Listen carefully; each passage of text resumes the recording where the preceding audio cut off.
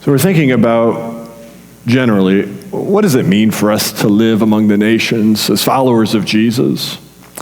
More particularly, we're recognizing that as the Israelites stood on a boundary line, on a border, anticipating a move from here to there, sometimes it's true that the Lord moves us from places of here to there. That's where we left off last week. I said, I don't know in each of your specific situations what that might look like for you. You find yourself in a place known as here, but maybe you are called to go there. Maybe that's a difficult conversation that needs to happen. Maybe that's entering into a situation at work where maybe you're called to be mediator. Maybe that means standing up for Jesus and concerned only with his honor, despite what that might have come back to you. Maybe it means leaving a place of comfort, and however you might think about that, to go to a place of discomfort, because that's where the Lord said, I need you to go. We acknowledged last week that that can be a rather intimidating, maybe a terrifying place to be. We remember that last week we read about the first generation of Israelites coming out of Egypt. They come to the promised land, the boundary on the southern border at Kadesh Barnea, and they send spies in and they affirm two things. One, the land is a good land.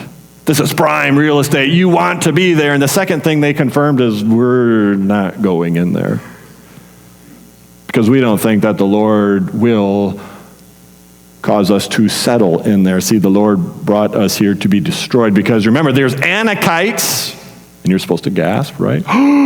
These giants, these machines, these tall, strong people that could destroy them. So they're not going in. Sometimes, maybe we identify with that first generation saying, there looks scary, I don't know if I want to go there. And yet maybe other times we recognize that even though that looks intimidating, there's part of us that wants to go there. There's something about that that's compelling to us, because we look at it, and as challenging, as intimidating as it might be, we know that there's life there. We know there's a better story there. We know that though it might be costly, it strikes us as something of being of more significance, of more substance, of more importance perhaps in some way than where we are now, and we're drawn to it. We want to go there in some ways. I was thinking about a couple of captains. We want to be easy to some degree on them because we wonder what would we do. But there's been stories in recent years, a cruise ship overturning off the coast of Italy, a ferry sinking off the coast of Korea. And you remember what happened, right? A couple of the captains abandoned ship while passengers were still on, and they died. And they were charged for negligence, for neglecting their responsibility to their passengers. And on the one hand, we can say, I get it. There's an instinct to preserve our lives, ourselves, to keep it safe. On the other hand, we wonder if, in retrospect, the captains say that would have been the much harder thing to do. I might have died, but that's where I should have gone. Maybe in retrospect, that's where I wanted to go, because there was something of duty, calling, saving that could have happened in that. Maybe some of us experience that in different ways. There's a story that we feel called into, compelled into, and it might mean leaving, and it might make things harder, but we're drawn there. Here's a little personal example. I used to spend an inordinate amount of time following sports. Now, I didn't say all sports are bad. I didn't say following all sports. I said an inordinate amount. That means too much. In recent years, I still follow, but I'm not tied to it. And it's been freeing. And sometimes that means I find myself in situations that are harder. I could be doing other things, but I find that that's better. There's a different kind of life there. There's something more substantive than spending hours in the off-season wondering what the Cubs are going to do. It doesn't matter that much. But there's something over here that's more compelling, where we feel ourselves called into. And maybe that's what we find as we follow these Israelites. The second generation now, the first generation has died. The Lord's hand was against them in the desert. They're done.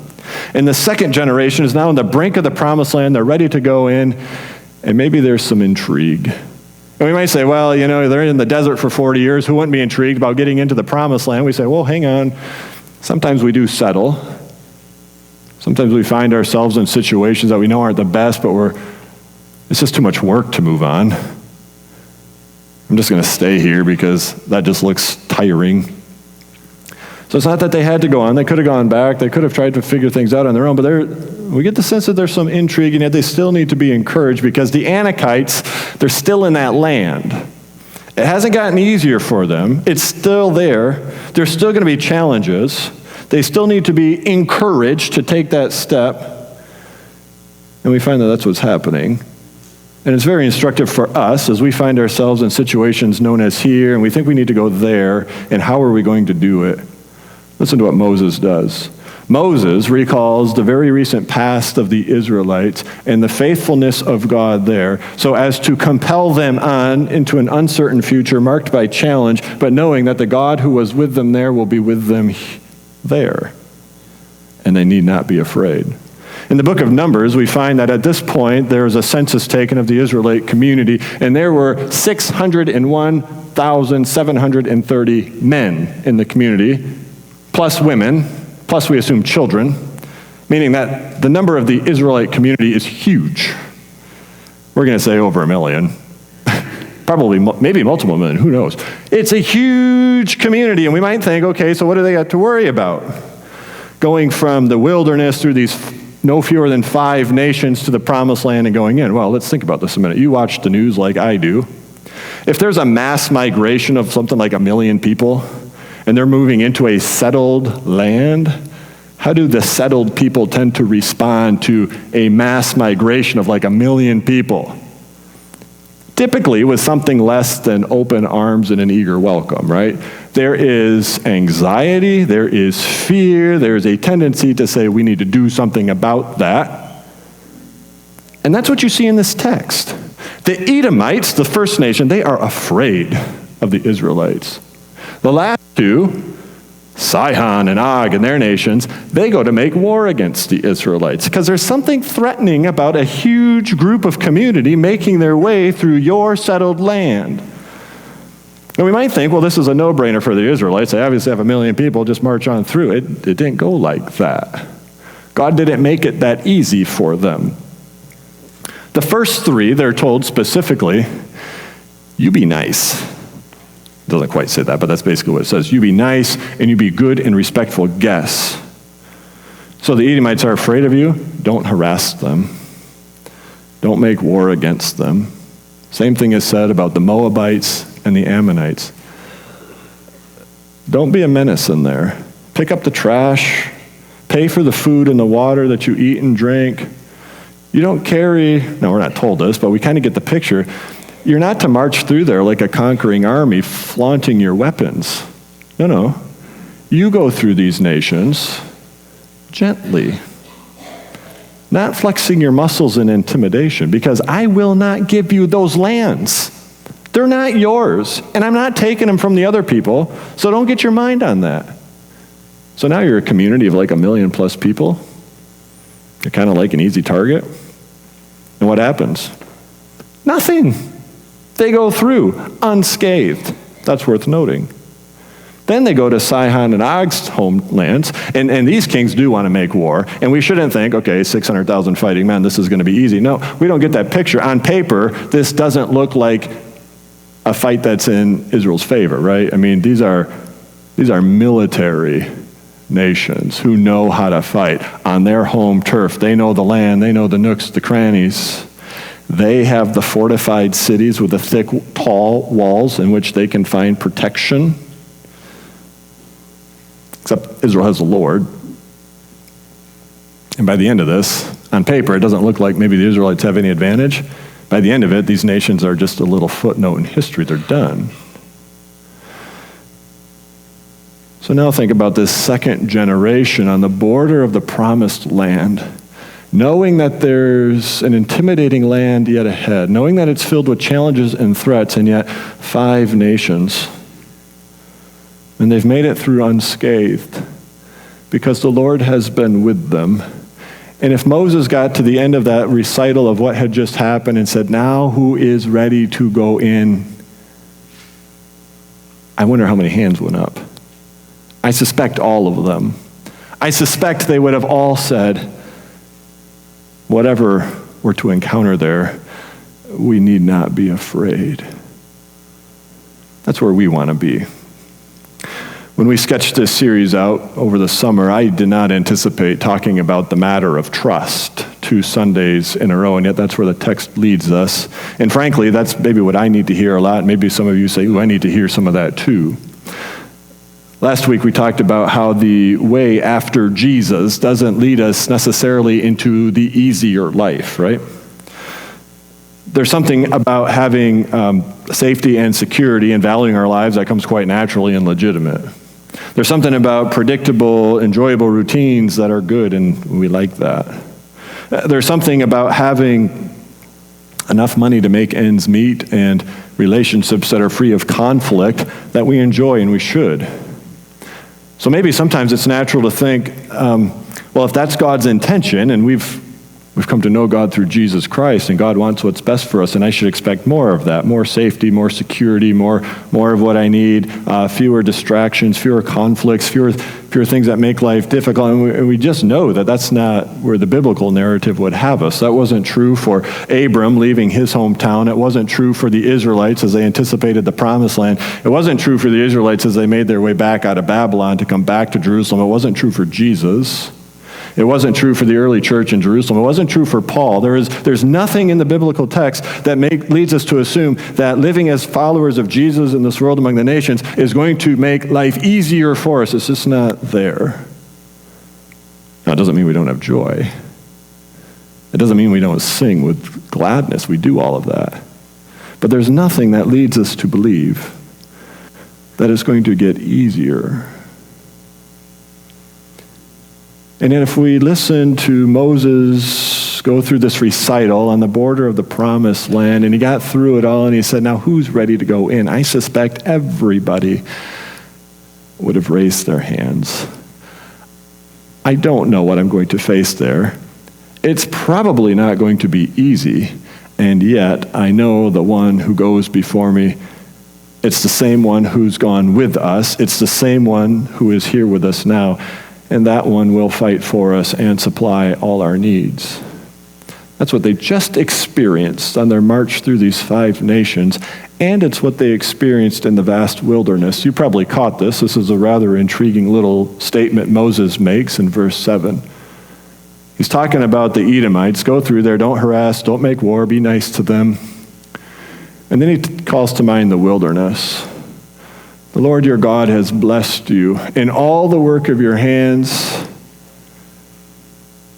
It's too small. He has watched over your journey through this vast wilderness. These 40 years the Lord your God has been with you, and you have not lacked anything. Isn't that something? There you are in a place that looks like death all around, and you have not lacked anything. Now, let's say one thing about that. That's easier to say in hindsight than it is when you're going through it, isn't it? If you're going through something that's a significant challenge, treatments, a diagnosis, the valley of the shadow of death where you know what grief feels like, if you're going through all of that, it doesn't feel like you have all you need sometimes. It feels taxing, it feels tiring, and you're wondering maybe how are you going to make it through the next moment.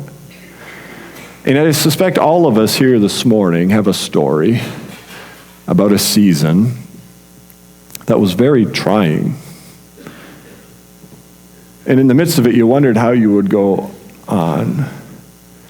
And yet looking back on it from some distance, you say, it's a funny thing, but I didn't lack anything. That's not to say that it wasn't as bad as you thought it was. It was. That's not to say that the pain must have been less than what I thought it was. That's not true. It was bad. It was painful. But through the lens of hindsight, you're able to look back and say, as hard as it was, I didn't lack anything. The Lord sustained and provided, even in the midst of what felt like a vast wilderness. I had what I needed. If you have a story that comes to mind like that, rest assured it's just the latest in those kinds of stories that began with these Israelites, continued with the Israelites when they came out of Babylon back to Jerusalem, continued in Jesus' life as he appeared to his disciples on the third day and said, "Don't be afraid, peace be with you, I'm risen." Continued in the life of the early church where they faced persecution, and yet they carried on. It was Paul who later, moving about the nations, who said, "We're hard pressed on every side, but we're not crushed. We're hard pressed.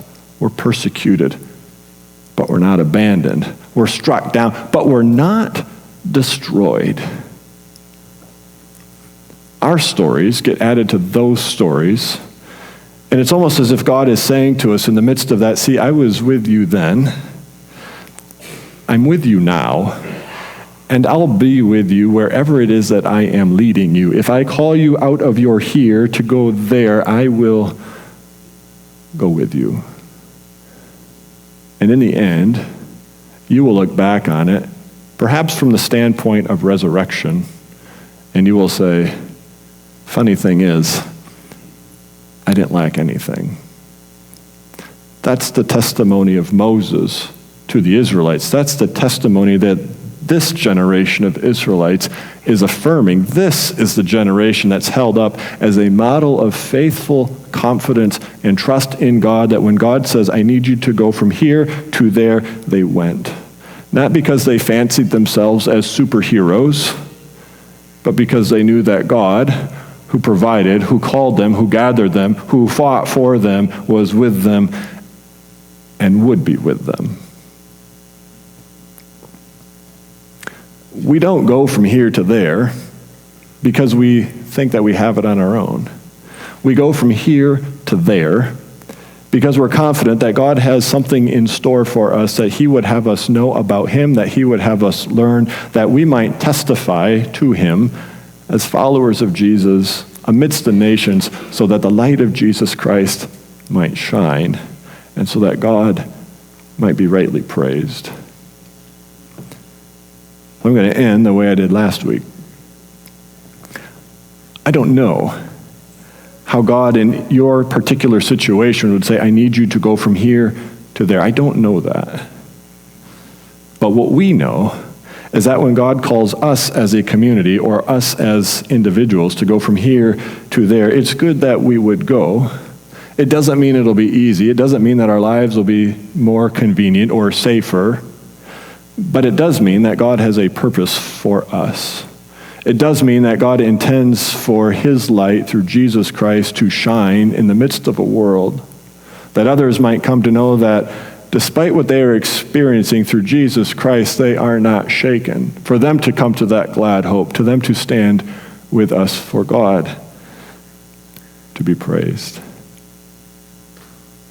God shaping our lives as followers of Jesus in the midst of the nations, calling us from here to there, that his kingdom might be seen, might be testified to, might be embraced. We know it won't always be easy, but we affirm together what the Israelites affirmed, that though we can't do it on our own, though it will still prove challenging, God is the one who has gathered us. God is the one who holds us. And so we're going to be encouraged by that together. Rebecca is going to minister to us in song, He will hold me fast. Wherever it is that God is calling us, whatever it is that God is calling you, rest assured that God will hold us fast.